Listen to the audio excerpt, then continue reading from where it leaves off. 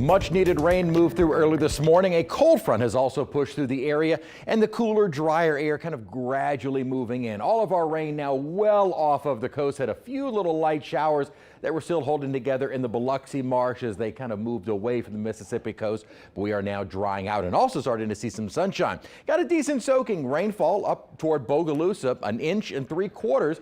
Not quite nearly as much, only about 3/10 of an inch at Kenner. But again, a pretty decent soaking across most of southeast Louisiana and southern Mississippi. And we really did avoid any severe weather. So that was more good news. We do have some clearing of our skies, but I think we'll be under partly cloudy skies through the night, as we'll still see a little high cloudiness moving in during the night, but breaking out into some sunshine. That actually allowed temperatures to kind of spike a bit late this afternoon. 78 is our current temperature. Dew points are still on the more humid side, but the drier air is not too far away from us. In fact, our current temperature is the high for the day, so a little above average, but that cooler air is moving south. We're in the 70s at the moment, but the drier air is just to our north, already being felt across parts of the North Shore. Hammond with a dew point of 54, now lower 60s, Covington and Slidell, and more mid-upper 60s and even lower 70s on the South Shore and down toward the coast. But those dew point values will continue to fall, which will allow our temperatures overnight tonight, especially considering we're starting to see a little bit more clearing.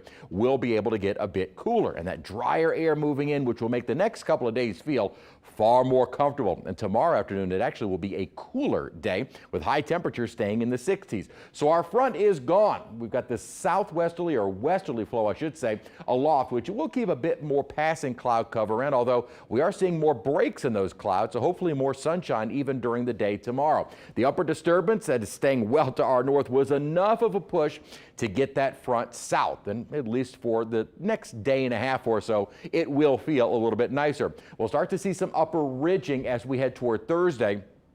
And right by Thursday, we're going to start to see the temperatures rebounding back into the 70s. So again, tomorrow, 60s, then 70s. By Friday and into the weekend, right back into the 80s. We will see another strong upper disturbance, which will bring a cold front into the area, or cool front into the area for the weekend. Models still split on as to whether or not the front actually moves through. Likely some spotty showers around for the weekend.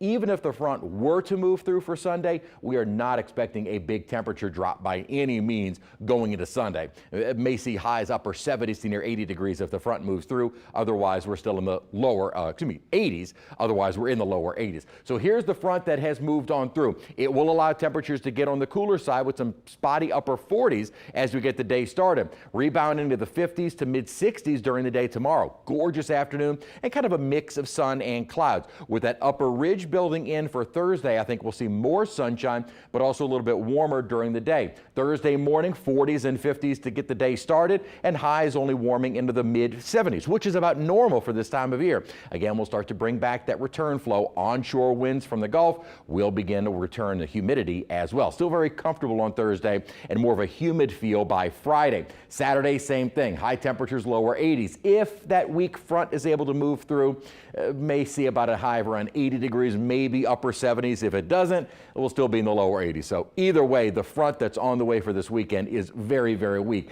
And we are still in the lower 80s as we head into next week, first few days of April.